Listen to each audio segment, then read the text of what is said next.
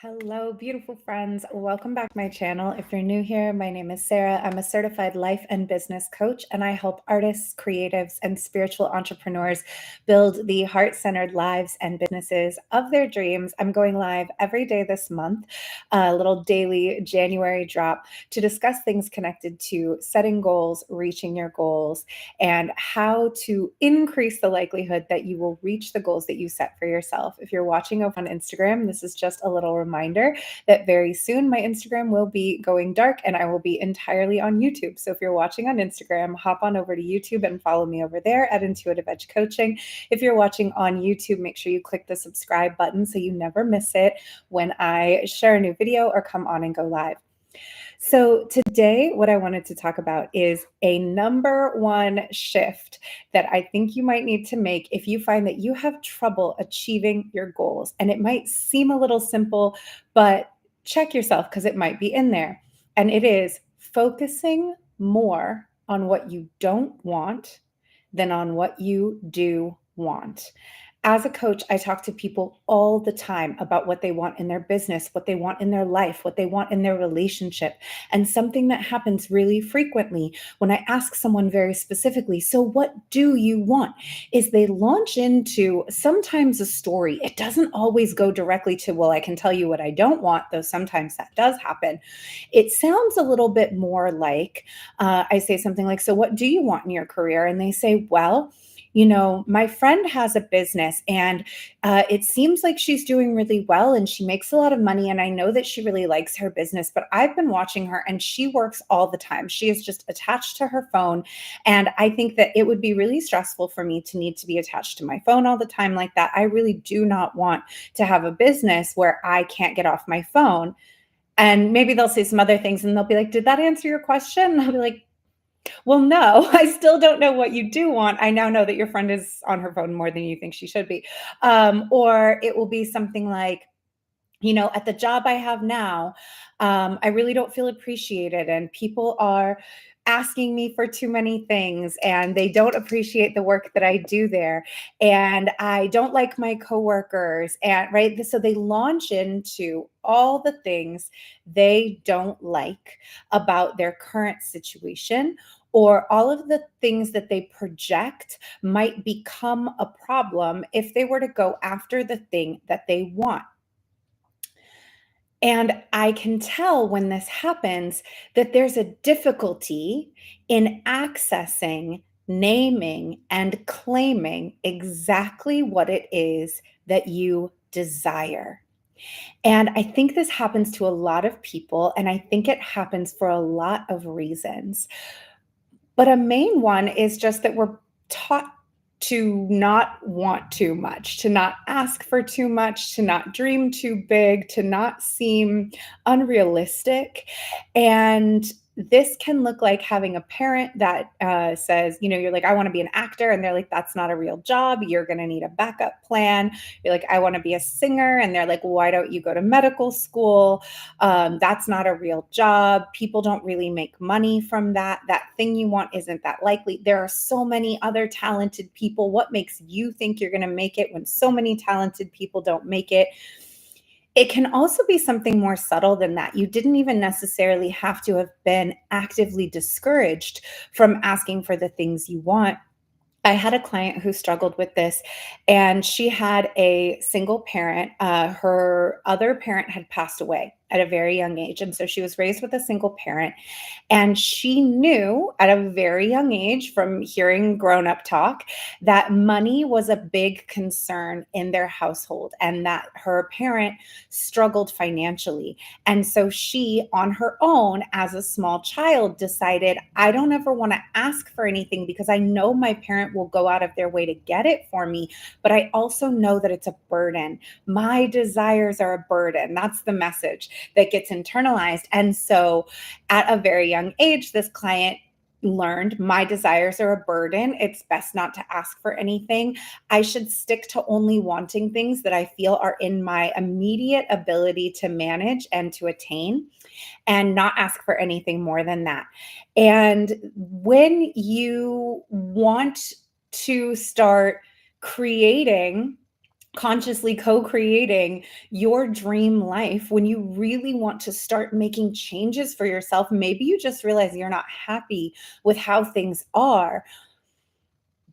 And then you find that when you go towards starting to figure out what you do want, you can't even fully name it, or you can't name it clearly, or you start to talk yourself out of it before you can even say you want it. So I hear that a lot. And it sounds something like, well, sure, I'd love to have $1 million business, but most people don't get that. So I would be happy with 6 figures.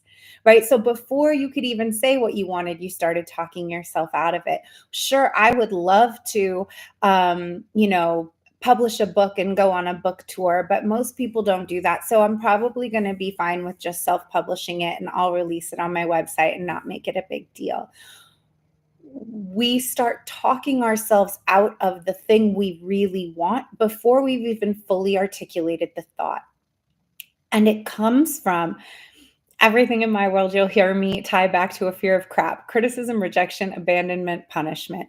For most of us, I think with this one, it's a fear of either criticism or punishment, right? If I was the kind of kid who had the kind of parent who got a little smack before you go into the grocery store and a stern "don't even ask for anything," which I did, then you start to internalize that you asking for something, that you wanting something, that your delight in wanting something is actually dangerous and can get you punished.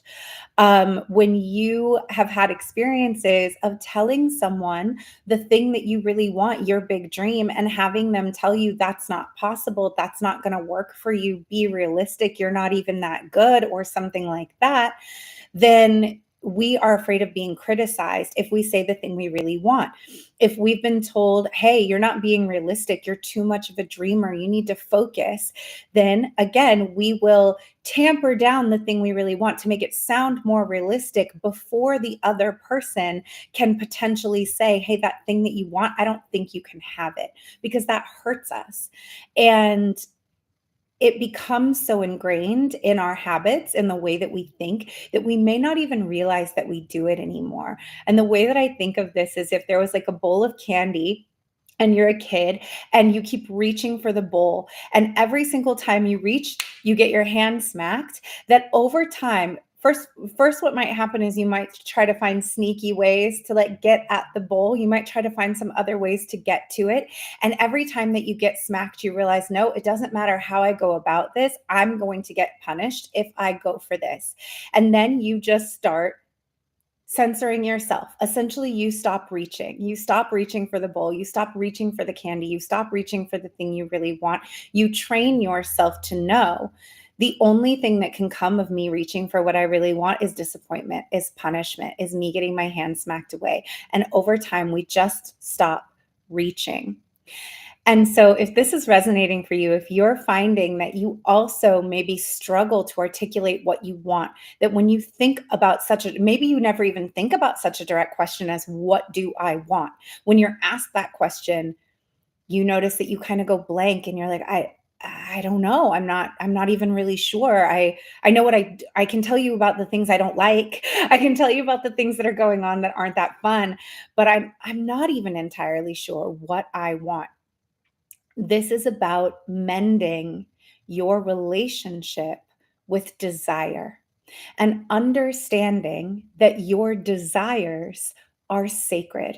They are an important part of your personality. Your desires are just as much a part of your personality as your hair color, your eye color, the things that you like, the foods that you like and don't like, whether you're a person who likes heat or cold. Your desires are an important part of who you are as a person. They're an important part of your authentic code, your unique blueprint of who you're meant to be on the planet. And something that you may have heard me say if you've been in my world for a while is that I truly believe that our desires are not here to torture us.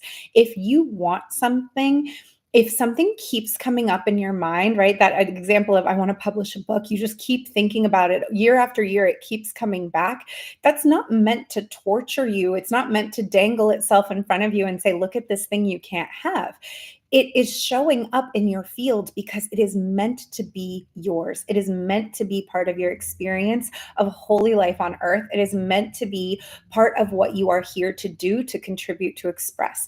The things that we want are just as important as any other part of our personality. And when we shut down our access to our own experience of enjoyment in desiring things, we're shutting off an important piece of ourselves. And so, if this is resonating for you, what I encourage you to do is just take out your journal. I think journaling is a really important tool. It's simple, it's easy. All you need is a pen. If you can't, I am a big fan of handwriting, but if you can't handwrite it, you can type it, you can voice note it, but just sit down and start writing out, what is my relationship with my desires? Am I comfortable naming what I want? If I'm not, what thoughts come up? What stories do I tell myself about my desires, about the things I want? You can ask yourself, if I were to claim exactly what I want, what am I worried or afraid would happen?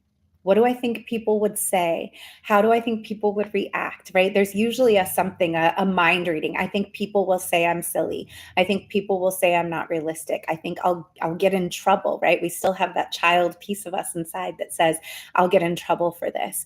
So naming exactly what it is that is going on inside you that censors you from asking for exactly the thing you want.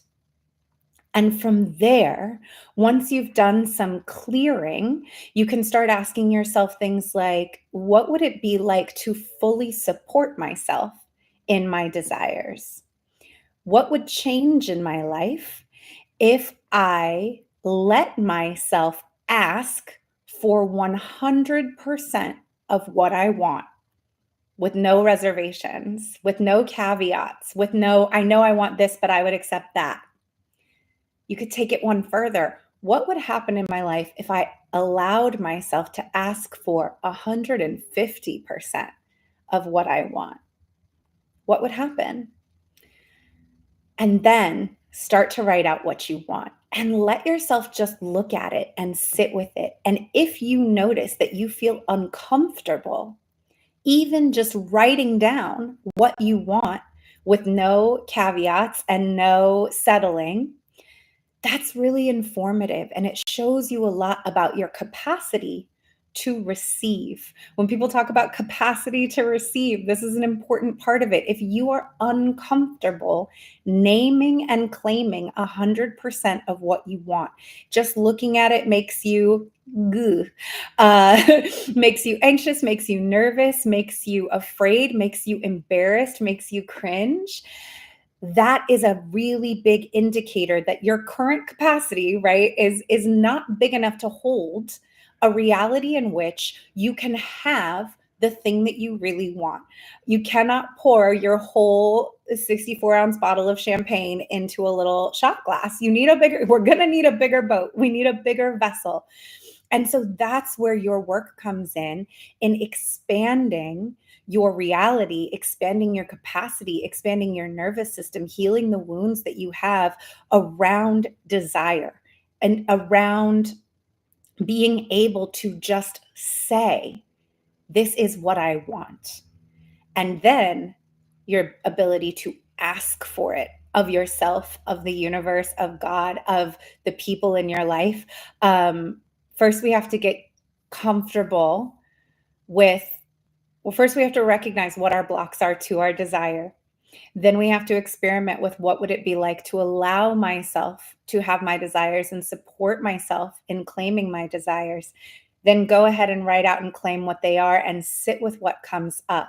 And then notice the edges of the work that you may need to do to become the person who is comfortable not just saying you want the thing. Because if you can't even say you want it, how could you be comfortable being the person who has it? So we have to get comfortable with desire first. We have to shift this relationship with the idea that desire is inherently dangerous for us before we can get to the having that is really what we want. So that's my thought for today. If you've been enjoying these, please make sure you subscribe to my channel. If you are watching this on YouTube, there's a free gift for you in the show notes. It is a guided annual review and intention setting journal. And you can just click the link in the show notes and download that journal. It'll guide you through reviewing all of 2023 and then guide you through setting intentions for 2024. If you're watching on Instagram, reminder again, my Instagram is going dark soon. If you like my content, please make sure you go subscribe on YouTube at Intuitive Edge Coaching. Thank you so much for being here. If this was resonant for you, leave me a comment. Make sure you subscribe. It really helps my page. Okay, love you. Bye.